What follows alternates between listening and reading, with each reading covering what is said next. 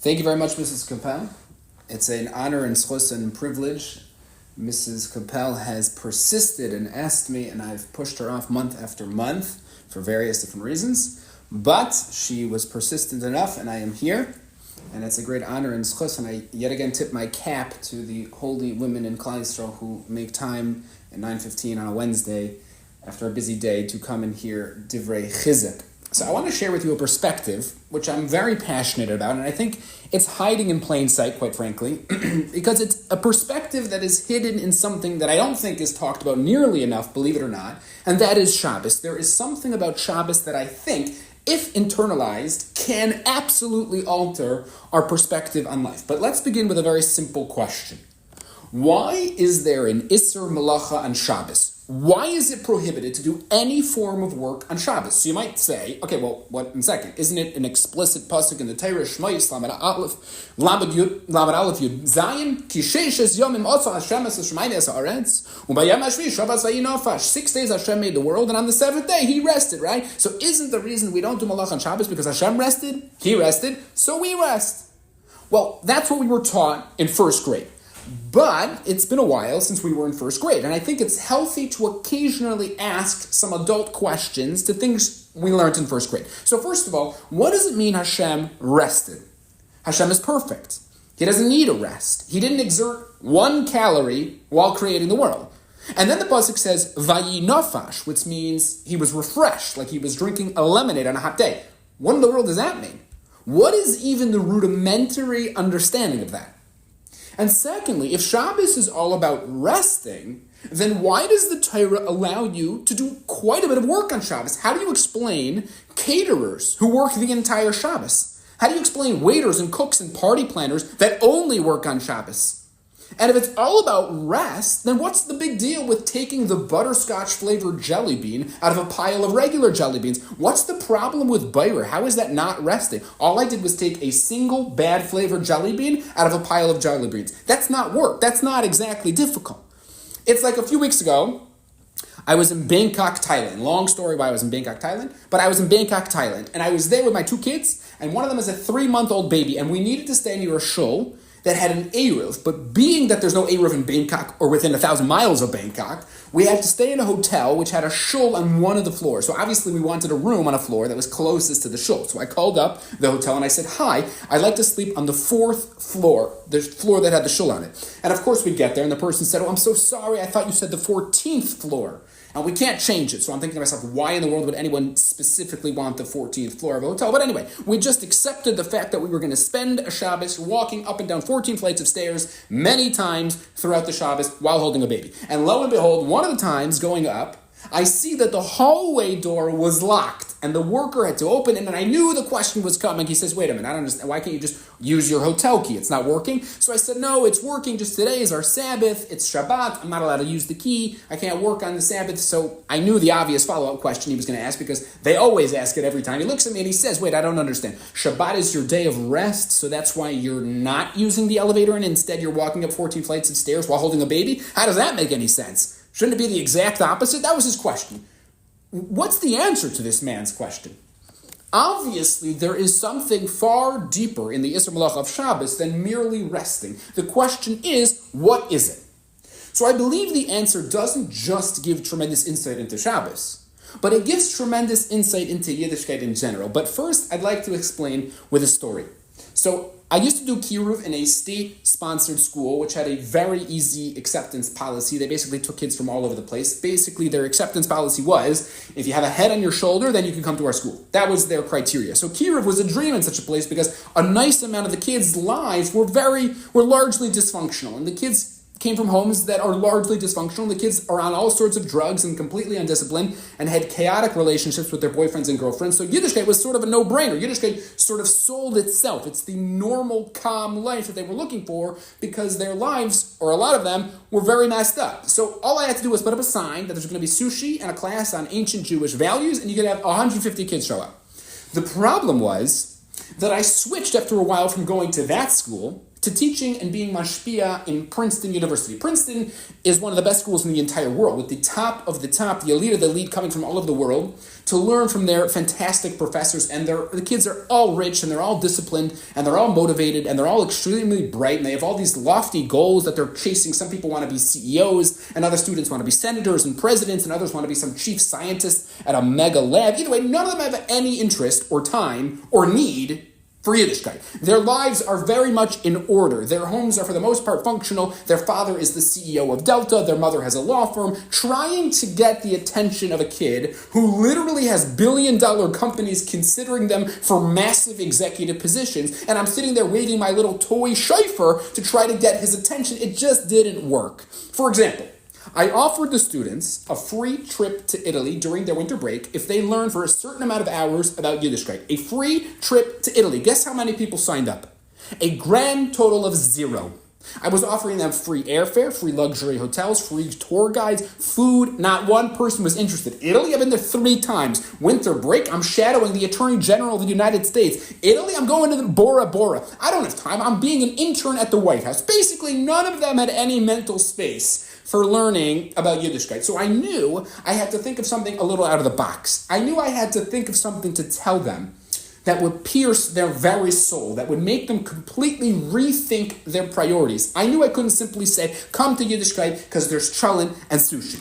I needed to pivot from giving classes essentially saying that your life stinks, so come to Yiddishkeit, to classes that say, even though your life is great and you're rich and you're going to be famous, are you 100% sure that you're on the path to genuine happiness? I needed to give a class pointing out that there is no correlation whatsoever between material success and happiness. I needed to pop their bubble, and I'd like to share with you part of the class that I shared with them that I believe did just that.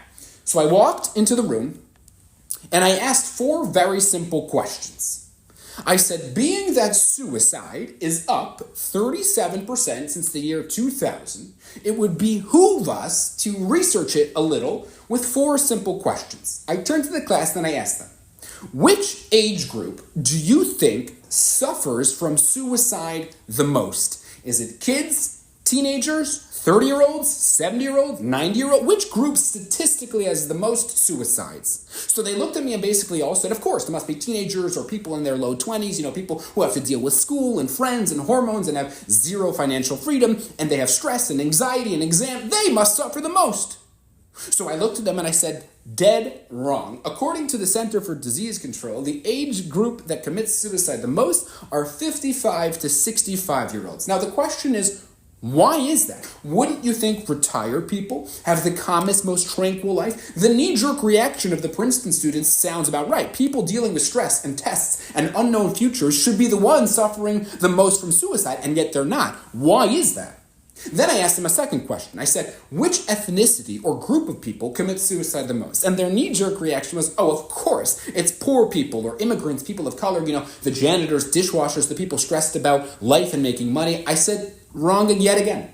Compared to the 4,907 Hispanic suicides that took place last year, and the 1,379 Asian suicides, and the 3,692 African-American suicides, upper-class, wealthy white people had a staggering 36,681 suicides. Wealthier white Americans commit suicide close to 800% more frequently than any other ethnic group.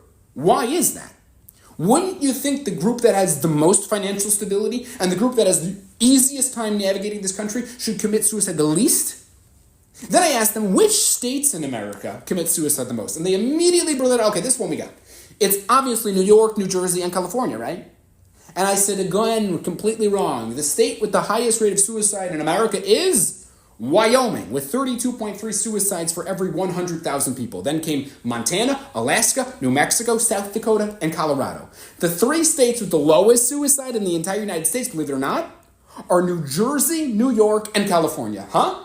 How do you explain? Shouldn't the states with the most pressure and the most craziness and Wall Street and Broadway and big, busy, stressful businesses have the most suicide? It's bizarre.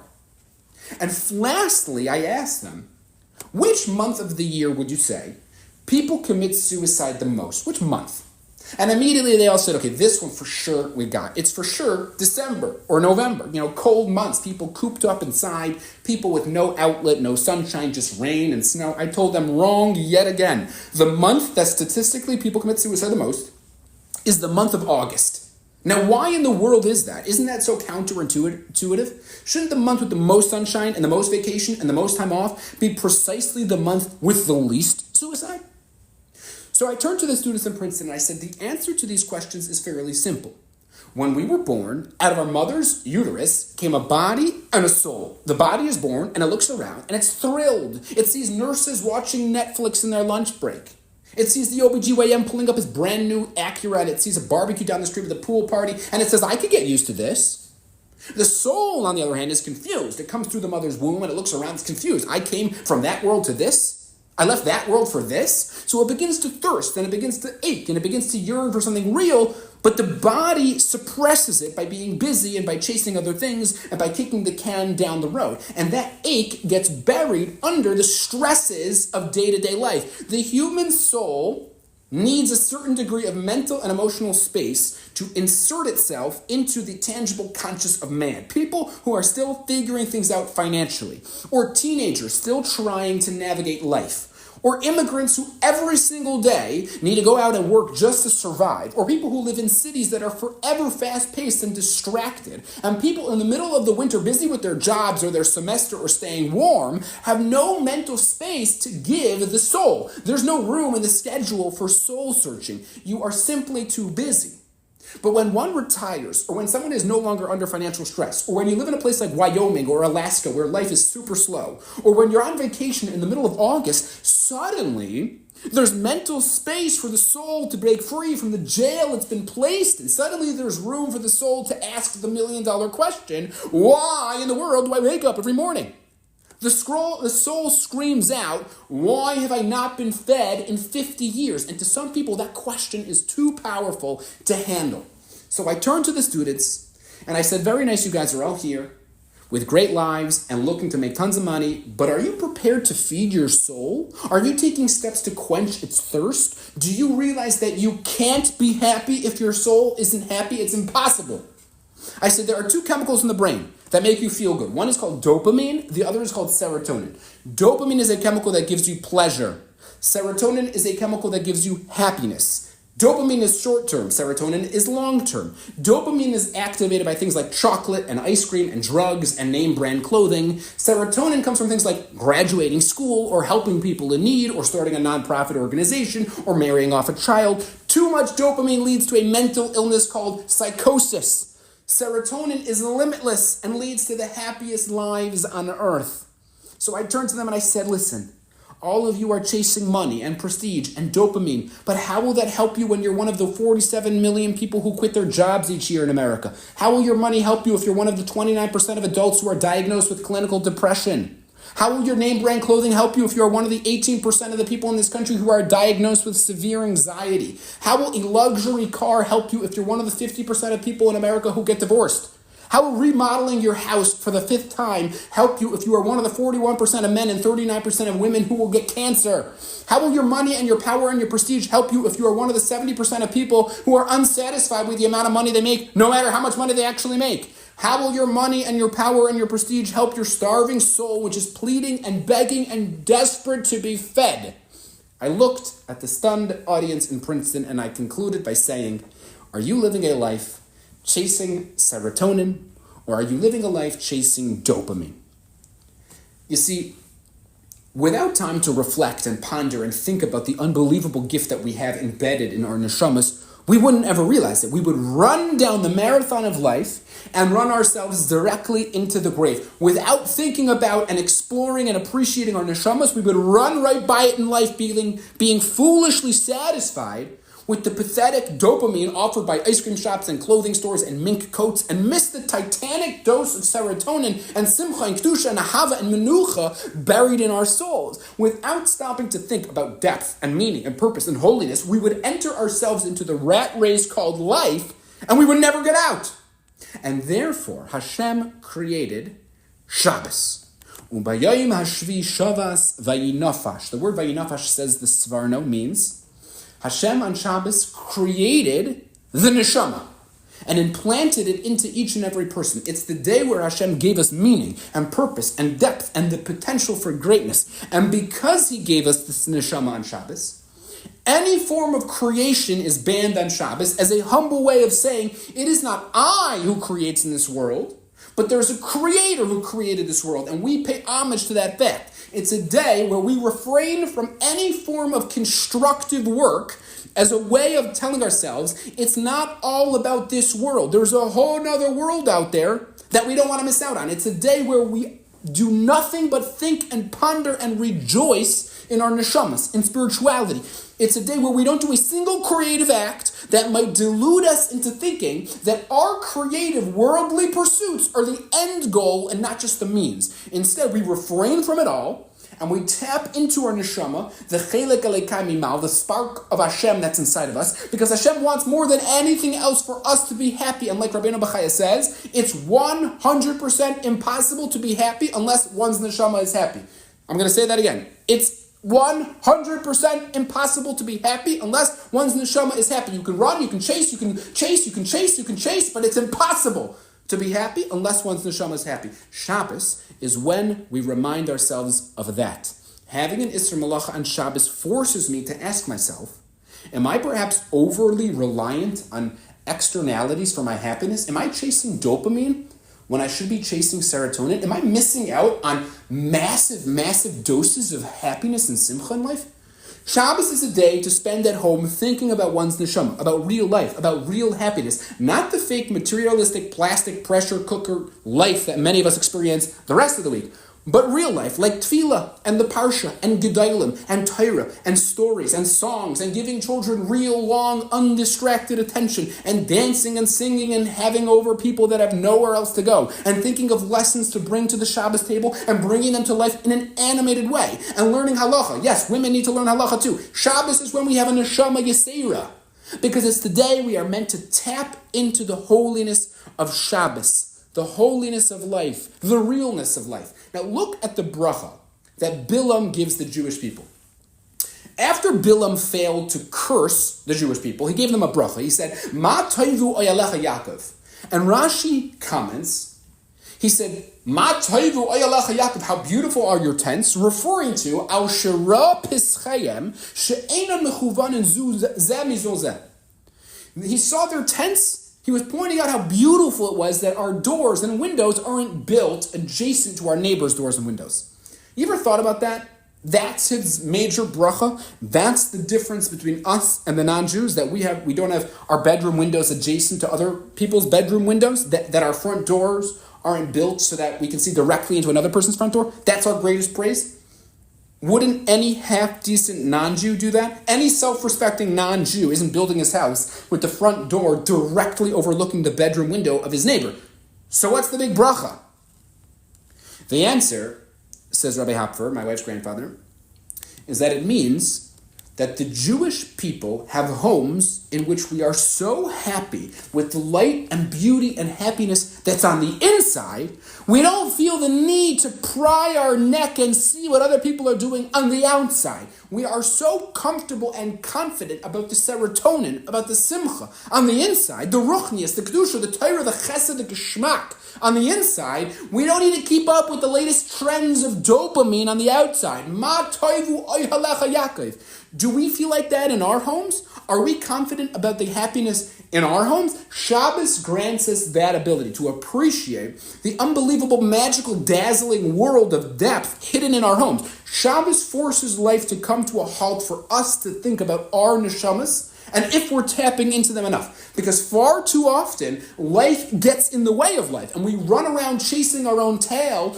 only to look back and realize we were running after dopamine instead of true happiness. Perhaps the single most vivid example of this in all of Jewish history was what happened in Mitzrayim. The Yidden in Mitzrayim were beaten and whipped and worked mercilessly day and night. They worked back-breaking labor. You couldn't have a group of people more shakua in their work than the Yidden living in Mitzrayim. And yet, when Moshe shows up in Perek Vav, Pasuk Tes Meira, and screams out, I've come to take you out of here and bring you to freedom, where you can serve Hashem and learn Torah and live a normal life. They didn't listen to him. Vayedaber Moshe Kein Bnei Yisrael v'lo shamu el Moshe. They didn't listen to Moshe. Why? The pasuk says, "Mikaitzer ruach u'me'avoda kasha." From the very difficult work, they didn't listen to Moshe. Now, does that make any sense? That's why they didn't listen to Moshe? Shouldn't it be the opposite? Shouldn't the avoda kasha, the hard work, precisely be the reason that they do listen to him? Weren't they desperate for a savior? The answer, says the Sfardim, is that they didn't have the mental space. They were so completely absorbed in the rat race of life that there was simply no time to address the neshama. They convinced themselves that this was the ultimate life, so they didn't listen. And finally, in Parak Beis, Pasuk Chav Gimel, it says, "Vayamas Melech Mitzrayim," the king of Mitzrayim died. We screamed, we cried out, we realized this is horrible, this is ridiculous. When the king of Mitzrayim died, that's when they cried out. Now, why are they crying the day the king died? Shouldn't they have been happy? Perhaps a new king will be elected, and he'll be nicer to them, and the avodah kasha, the hard work, will go down. Says the Emek Dover, that the day the king of Mitzrayim died was a national off day out of mourning for the king. That was the minhag they had in Mitzrayim. And it was the first time the Yidden had a day off in 209 years. Suddenly there was a time for the Yidden to think. Suddenly there was time to reflect and ponder and contemplate, and the shallowness of their lives came crashing down on them, and they realized how superficial their lives were and how suppressed their neshamas were, and they cried out. Shabbos is a zeicher of the Yetzias Mitzrayim, like the pasuk says in Devarim Hey Tezvav, V'zacharta ki eved ha'yis b'eretz Mitzrayim. Remember, you were an eved in Mitzrayim. Al kain tzivcha Hashem elekecha. Lasei says Yom HaShabbos. There's a direct correlation between being an eved in Mitzrayim and being a Shabbos, because when you work forever and don't think, you lose out on your Shema. You just don't even realize that. When we sit and don't do work on Shabbos, the entire purpose is for us to create mental space for us to realign ourselves to the beauty and purity of our neshamas. The entire purpose is for us to ask ourselves, do I perhaps work too much? Perhaps I put too much energy in keeping up with the trends. Have I convinced myself that my life is all about chasing and running and looking at others to keep up? It's a time where we remind ourselves that what's important in life is far beyond trivial materialistic pursuits. We remind ourselves that we are the luckiest people on the face of the earth only because we have the holiest neshamas. Now listen to this. A few weeks ago, I was in Japan with my wife and 2 kids, and I was traveling on a bullet train from the city of Tokyo to the city of Kyoto. Being that Tokyo is the largest city in the world with over 40 million people in it, you would expect that the train system to be pretty efficient. And it was. In fact, the trains in Japan are the fastest trains in the world, with bullet trains that travel close to 400 miles an hour. So here we are traveling on a bullet train that's going basically 400 miles an hour to a city called Kyoto. And about 15 minutes before we arrived at the station, an old Japanese man who was sitting next to me turns to me in broken English, and he said, "I would advise you, sir, to put your stuff together before we arrive at the station because it doesn't stay at the station very long." So I looked at him and I said, "Thank you very much." But I thought to myself, I got this, you know what I mean? I assumed it would be like America, In America, you pull up to the station, people are still sleeping, people can get off, they get a hot dog, they get a Slurpee, and then after 20 minutes, they keep on going. So I assumed Japan was a little shorter, maybe 7, 8 minutes. But as we begin pulling in, I realized that I made a big mistake. I see all the Japanese people line up with their little handbags, and they're ready to jump off the train. And in the meantime, here we are with our 19 gourmet Glock bags and 2 strollers, and there's Bamba everywhere. I said, if we don't get off this train this second, we're in big trouble. It's not like in America where you miss a stop and it's no big deal because the next stop is only 20 minutes away and it's only about a mile down the road. In Japan, on trains that are going 400 miles an hour, the next station is in another country. So we frantically get our stuff together and the train stops and people literally run off like their pants are on fire, and we are still in the back and we can't find my son's shoe anywhere. We're missing a shoe, but we don't have time to find it. So we just decided, you know what, forget the shoe, and jump off the train, and we made it by the skin of our teeth. But unfortunately, because we didn't have a shoe for my son, we had to spend the next 2 hours finding a shoe store for him. Now, this isn't Lakewood where every 15 feet is another kid's shoe store. This is Japan. They don't have kids, and they don't wear shoes. So we're searching forever for a kid's shoe store, and we ask this person and that person, and we go up, go down, go left, go right, until we finally found a shoe store. and we got him a pair of shoes. And I remember walking out of that shoe store thinking to myself, if I would have just listened to that old man's advice and taken 60 seconds to get myself in order, I could have saved myself a whole lot of money, and I could have saved myself a whole lot of time. Life is like a fast-moving bullet train. It can whiz by us. Shabbos is when we pull into the station and stop. If we take the time to realign ourselves and get our life and our priorities in order, we can save ourselves tremendous heartache down the road in life. Perhaps the most vivid example of a man who chose dopamine instead of serotonin, a man who traded spiritual pursuits for material ones, was a man, and this week's parsha, a man by the name of Esav. We all know the story. Esav runs home one day and he's famished. He's starving. And lo and behold, Yaakov is sitting there and he's making lentil soup. And the pasuk says in Bereshis Chafei Chavtes, V'yazed Yaakov nazir v'yavo Esav min hasad v'hu ayif. Esav storms through the kitchen door and he's starving. And Yaakov is making lentil soup. Vayomer Esav al Yaakov, haliteni na min ha'adam ha'adam hazeh. Give me some of that red stuff over there. Ki ayif anochi, because I'm starving. Al kein kara shmai Edom. The pasuk says, that's why Esav was called Edom. Now, do you ever think about it for a second? Esav was called Edom because he called some lentil soup the red stuff. How does the name Edom encapsulate his entire essence? How does that whole story sum up who he is? Why does this story give Esav his name?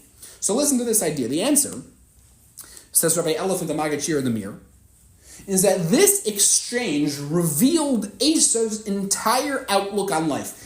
Esav doesn't refer to what he saw as food. He didn't run into the kitchen and say, okay, give me some of that soup. He didn't even call it, give me some of that nourishing stuff. He picked the single most irrelevant and external part of it, namely its color, to refer to it as. This, says Rabbi Elephant, is indicative of Esav's entire outlook on life. It's a focus on externalities. It's an obsession with externals that runs so deep that only the outer shell of something is noticed and cared about. Only the color. It's a life where materialism reigns supreme, and delving deeper than the mere color of something is completely shunned. We are living in a world of Esav. We are living in a world where the emphasis is the externals, where all we care about is how things appear on the outside. We live in a world where it's more important what your house looks like than what goes on inside of it.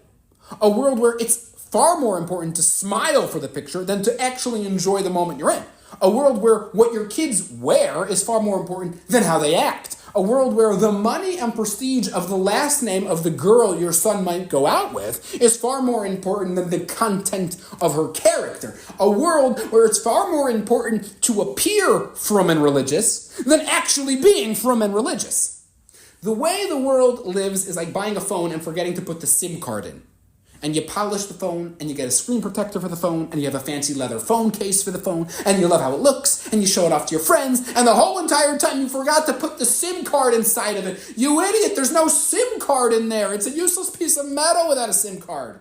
That's the world we live in. A world of people forgetting about their souls. A world of phones without SIM cards. Because we are living in a world of Esav, a world of externals and superficiality. There was an article not long ago in a major newspaper describing a car accident that occurred between a Lamborghini and a Rolls Royce. Now, these two cars, by mistake, collided head-on at full speed on the highway, and both were completely totaled. And the article went on and on and on about how drastic this accident was, how the combined value of the loss of money was close to $2 million, how historically this never occurred, how rare it was that two luxury cars would be on the exact same street at the exact same time, how unfortunate it was that these cars would now have to spend so much time in the body shop, and on and on and on and on. And buried all the way at the bottom of the article was, oh, and by the way, 2 people died. That, completely secondary, completely irrelevant. That's called misplaced priorities. That's the world we live in. But we don't need to live in that world. Because we can live in the tent of Yaakov. We can live in the Yaakov Ishtam Yoshev Oyalim. Yaakov lived for depth. Yaakov lived for meaning. He saw beyond the color of the outer layer of things. He saw the depth and symbolism and the spiritual sparks laying beneath the surface of life. Shabbos enables us to be in the tents of Yaakov even while living in the world of Esav. Shabbos makes us think about the world we live in. Shabbos makes us realize that life is short, and perhaps all that dopamine chasing is robbing me of serotonin. Perhaps all the craziness is robbing me of a life of bliss, of realness, of meaning. Take last week's parsha. The Malachim come to Avram with the news that Sarah is going to have a son after waiting for almost a century. And Avram serves them a feast, and then they turn to him in Parak Yud Ches, Pasuk Tes, and they say, Vayayimru elav Aye Sarah ishtecha. Where is Sarah, your wife? Vayayimer, and he says, Hinei ba'ayil. She's in the tent. Now, why did they ask Avram that? Why was that relevant? And besides, they were malachim, they know everything. So Rashi brings the Gemara Bamitzia that says, Yoidim hayu malachi ashares, Sarah imenu heichan haisa. Of course, the malachim knew where she was. Ela lahaidia shitsnuya haisa. They wanted to make known and publicize that she was a tsnua.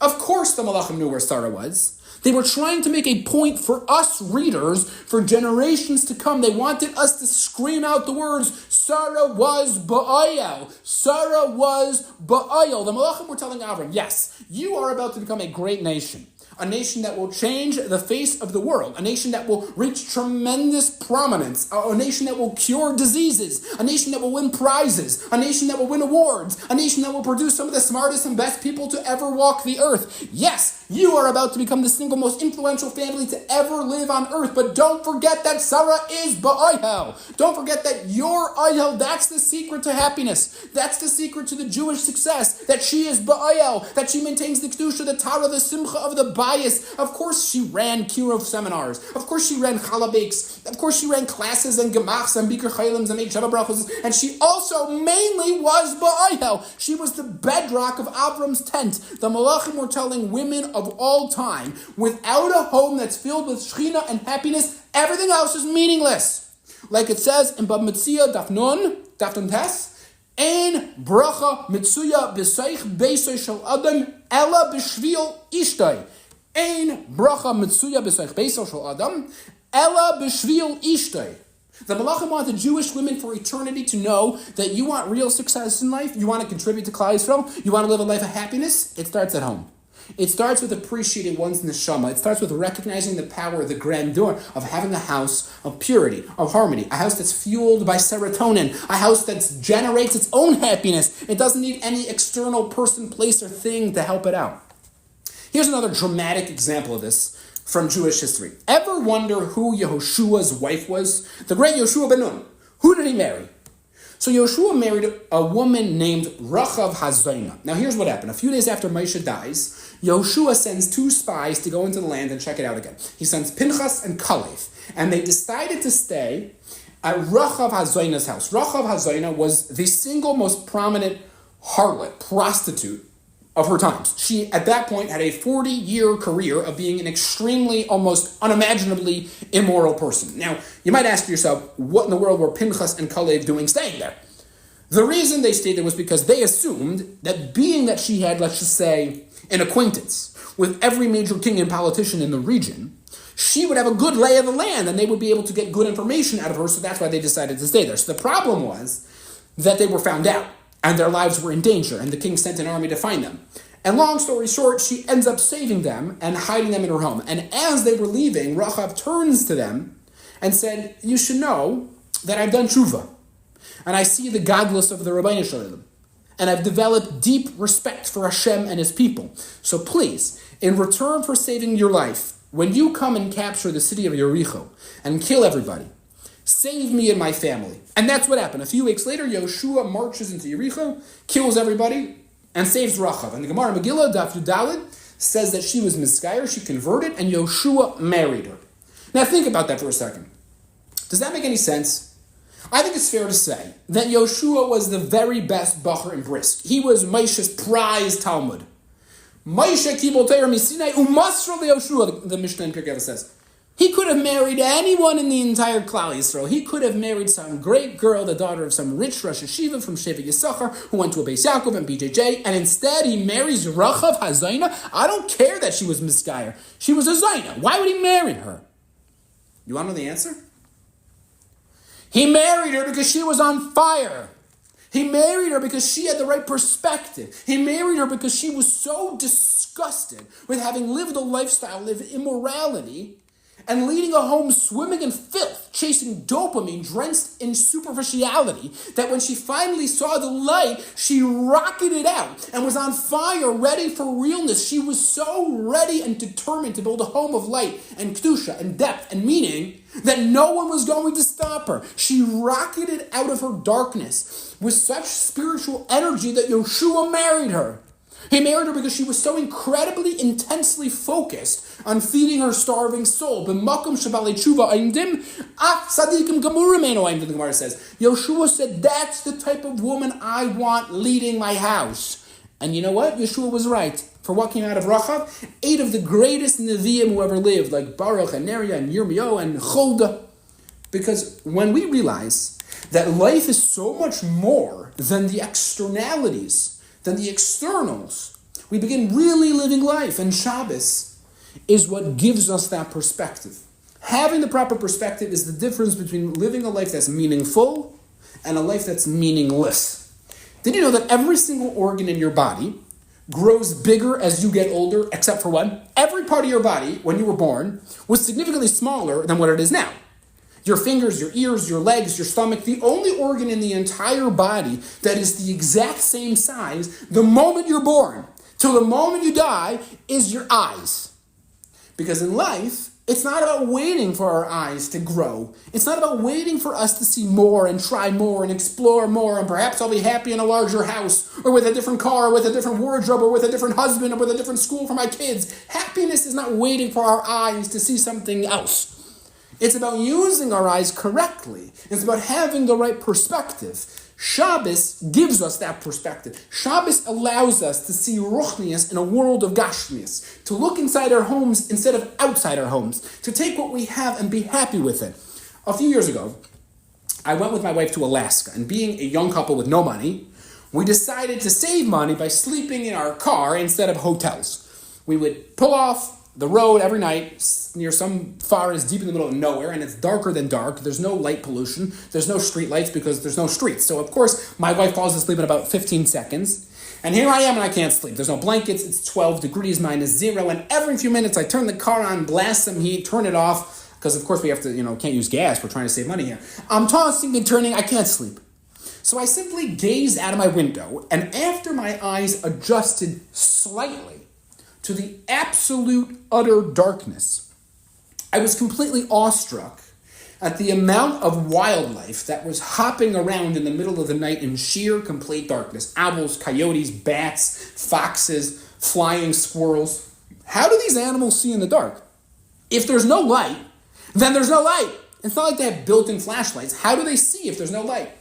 The answer is that there is light, you just need special eyes to see it. You need special eyes to pick up the small sparks of light floating through the air, dancing off stars. Those animals have such eyes. The Jewish people live in a dark world, yet we have eyes that can see the light. We have special eyes. Part of the reason we're still here and no other nation lasted this long is because we have eyes that see what's real in life. We don't trade our lifestyle for some new fad.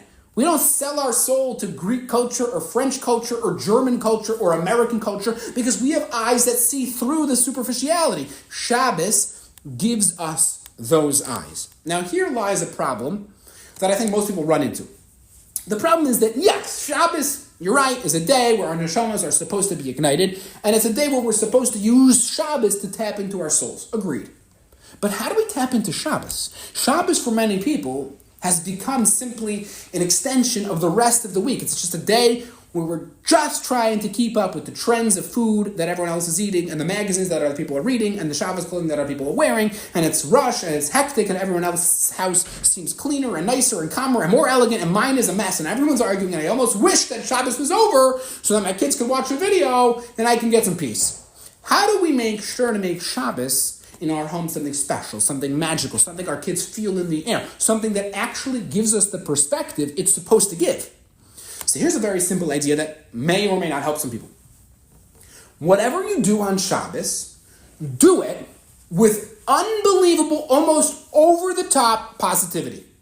Put tremendous effort in coming up with ways that there is a noticeable positivity in the air in your home on Shabbos. Instead of focusing all your energy on what you serve, focus on how you serve it. Do you bring the food to the table or do you dance the food to the table? Instead of focusing entirely on what you wear, focus on how you wear it. Do you throw on a fancy dress and then you sternly walk down the steps, or do you don royalty and smile from ear to ear, engulfing your home with happiness? Sing out loud, dance, smile, put in tremendous emphasis on positivity. Prepare beforehand special stories to tell your kids. Hang up their Shabbos projects on the wall and make them stand up on a chair with pride and explain each project. Be the house that your kids want to stay in and not run away from. The neshama is only activated when people are happy. Shabbos is precisely the time when we should focus on happiness, real happiness that comes from the inside, not from the outside. And when, and only when, we are in a state of happiness, we can begin feeling our neshamas. Now, let me tell you a story that illustrates this point beautifully.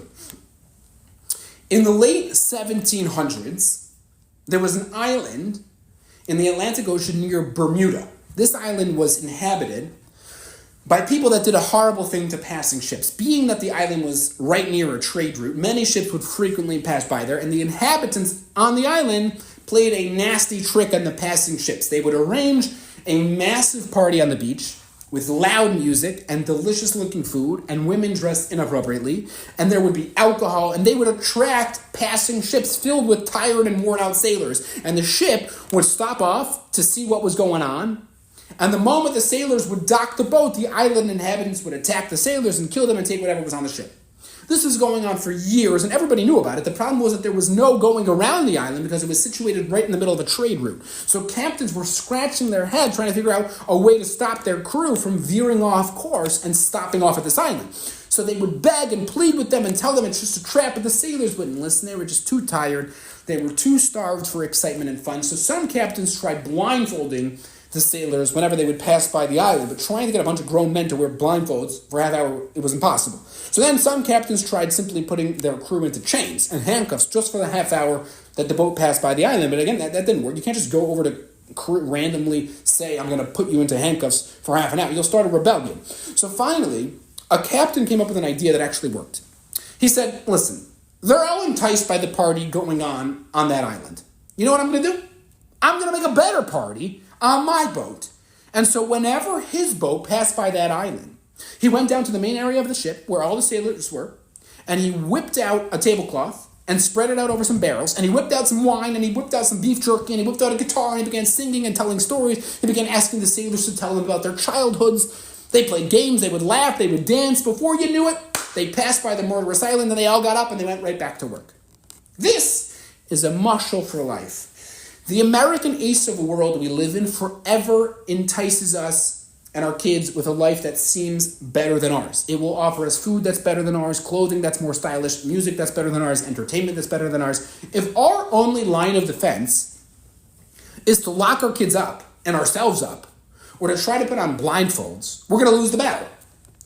The only way to pass by the island called Olam Hazeh is by making sure that our party is better than their party. And our party starts on Shabbos. And if our Shabbos isn't filled with fun and love and light and song and dance and smiles and positivity, then we'll lose the war. Our kids and our husbands and ourselves will end up on the murderous island called Olam Hazeh, and Esav will eat us alive.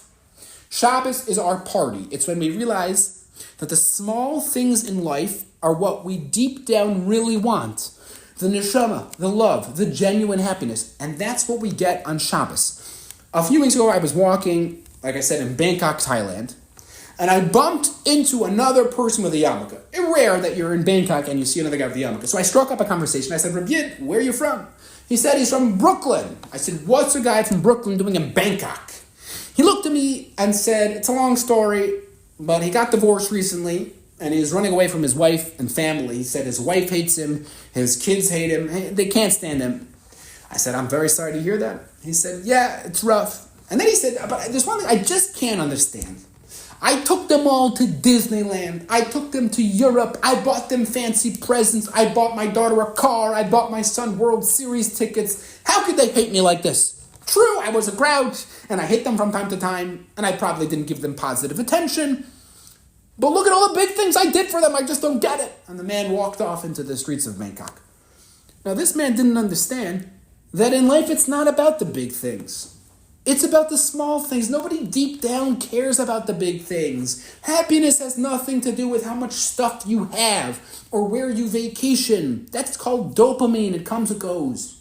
It has to do with all the small things that go on in your house. The positive vibe, the celebrating milestones, even small milestones, the laughing out loud with your kids, the cuddling up and reading Gedolim stories to your children, the sitting on the porch with a cup of hot chocolate with your husband, the million small things that make a home an oil. The single smallest thing in the entire world is an atom. And yet, with enough of those atoms, you get the single most powerful thing in the world, which is an atom bomb. Because all big things are really the product of a million small things. Shabbos is when we take the time to stop and ensure that we are focused on the small things in life, which after we stop and think about it for a minute, we realize are really the important things in life. Shabbos enables us to have a home filled with happiness and love, a home that's meaningful, not meaningless. Now here's another story. My chavrusa that I learn with every day is a younger man named Shachna Scheinberg. He told me that at his Sheva Brachos, Reb Yitzchak Ladetsky, the great son-in-law of Reb Chaim Kanievsky, got up to speak.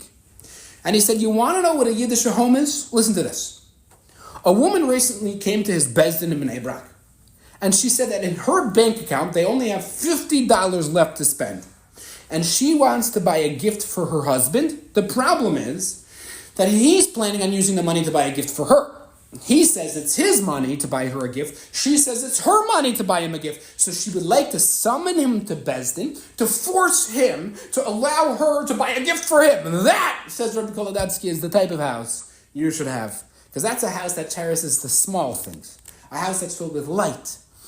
A house that's filled with harmony. A house that's filled with spiritual music.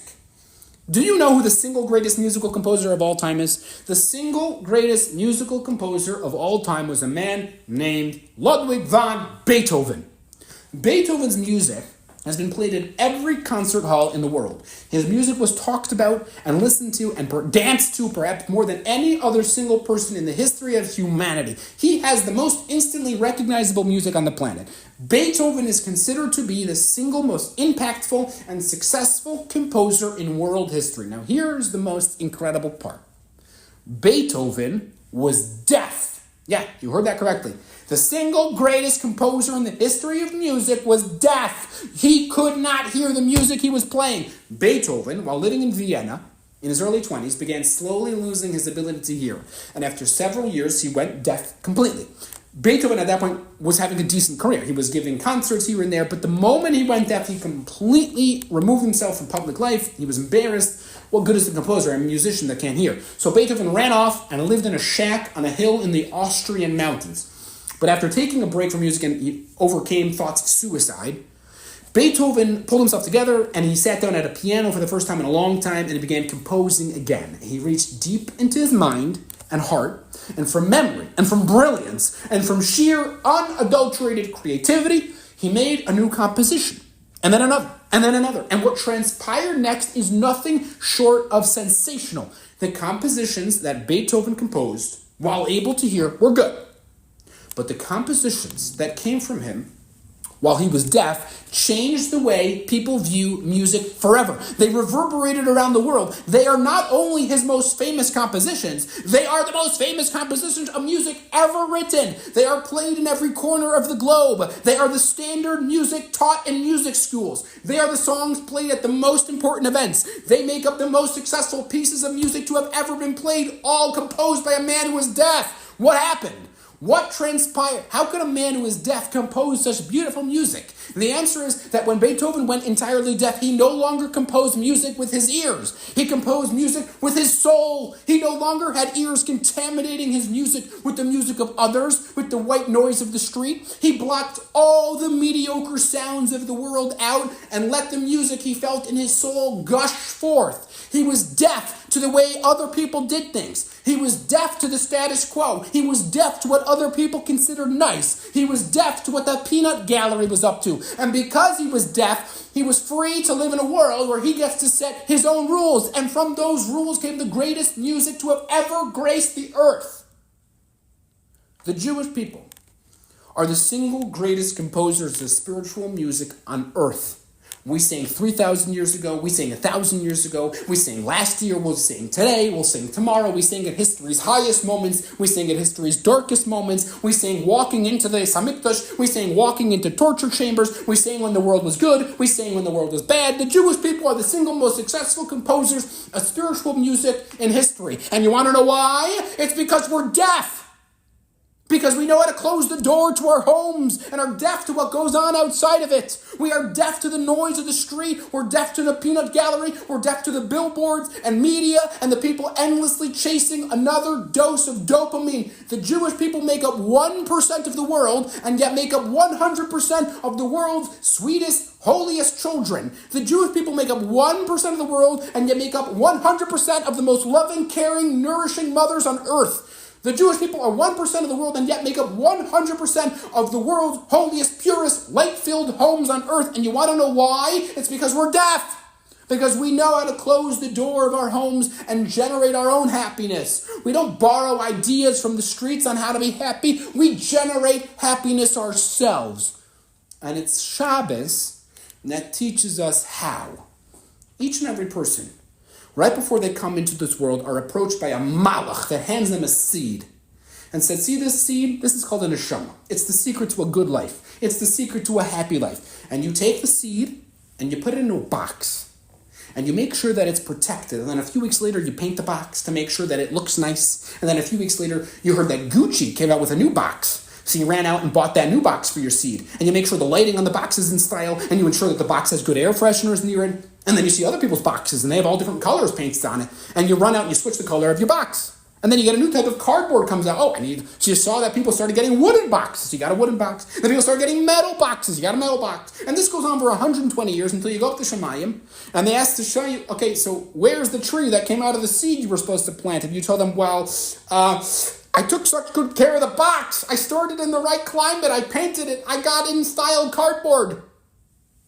The malachim look at you and say, you fool, you idiot. We gave you a seed. You were supposed to plant it, not store it in a box. Who cares about the box? How foolish. What a waste of a life. Shabbos is a day when we remind ourselves that we are seeds and we need to be planted. We don't want to spend our lives taking care of the box. We want to actually plant our seed. None of us want to be chasing narishkeit our whole lives, and yet a lot of us do. Shabbos is there to right the ship, to make sure that we are tapping into the holiness that's waiting in our souls. It's embedded in our souls. It just needs to be tapped into. Here's another story. There were two families that lived next door to each other, and were friendly. Their wives would schmooze, the kids would play, the husbands would talk. One time the families got together for a Friday night Suda, and in the middle of the Suda, one of the women told the other women, I need to show you something. She said, basically, my husband last year asked me if he can come home an hour later than he normally does from work each Friday to work extra because he was making so much money at that time. He doesn't want to lose out on that opportunity. So I said, okay. And a year later from that hour, a week alone, he made $150,000. And this week, right next to my Shabbos candles, there was a box from Tiffany Jewelers, and I opened it up, and there was a $25,000 bracelet inside of it. And here it is. You want to see it? And the woman pulls up her sleeve a little and shows everyone her new $25,000 bracelet. And the husband of the woman who was watching noticed that his wife seemed a bit deflated and maybe even jealous. And he felt bad about it, but no, what can he do? He can't afford a $25,000 bracelet. He can barely afford a $250 bracelet, so he just let it go. Many months later, this woman went to light Shabbos candles. And she sees there's a box from Tiffany Jewelers. And she opens it up, but there's no jewelry inside. Instead, there's a letter. She opens up the letter, and this is what it said. To my dearest wife, after I saw our neighbor show you her bracelet, my heart filled with a desire to give you a gift as well. You're the champion. You're the rock of our house. You're our everything. Being the beacon of Yerushalayim in the home, I wanted so badly to give you something really, really nice. So without you realizing it, every Friday for the last year, I would leave work an hour early and drive to our son's yeshiva. And we would learn Masechtas Shabbos together, week in and week out, month in and month out. I told him not to tell you. And after learning for months and months and months, we finally finished, and we hereby present to you our gift to you, Masechtas Shabbos. with love that knows no bounds, your dear husband. That is a proper Jewish home. Because a Jewish home is so much more than money and paintings and name brand clothing. It's a beacon of light. It's a cocoon of happiness. It's a place where our neshama can feel well fed and nourished.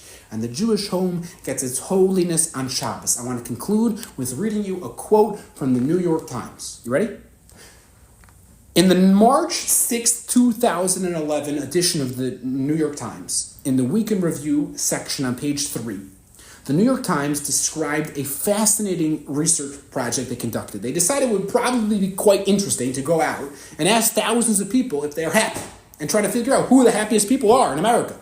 They figured people could benefit greatly from learning who the statistically happiest people were.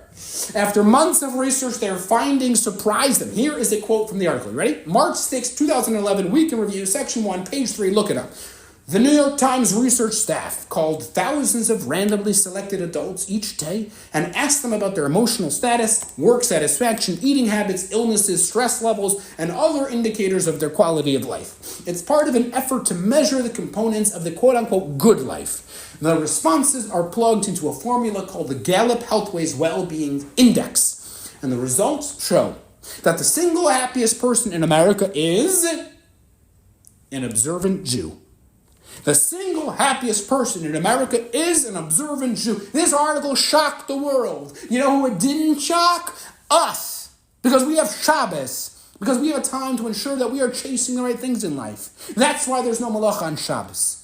Because it's a day where we ask ourselves, are my priorities correct? Am I chasing a life of dopamine or a life of serotonin? Am I nourishing my soul or am I just nourishing my body? Am I living life to its fullest or am I simply taking care of a box? Shabbos is a time where we remind ourselves that we are playing chess in a world that's playing checkers. It's a time when we remind ourselves of the unbelievably dazzling, magical, spiritual homes that each and every one of us has the ability to create. Homes that will make Hashem proud. May we all use Shabbos the way it's meant to be used, and may it fill our homes with simcha and shefa and nachas and bracha ad b'lidai. I thank you all very much for listening.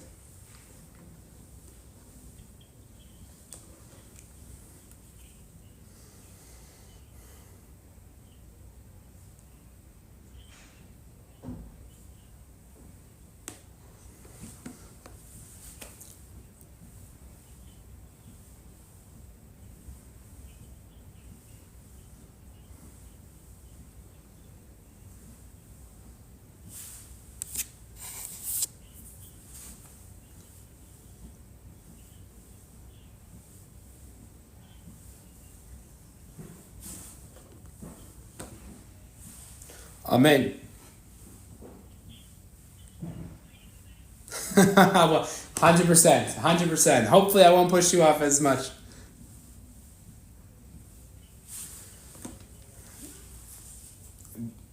Chazak. Be well. Much hatzlacha.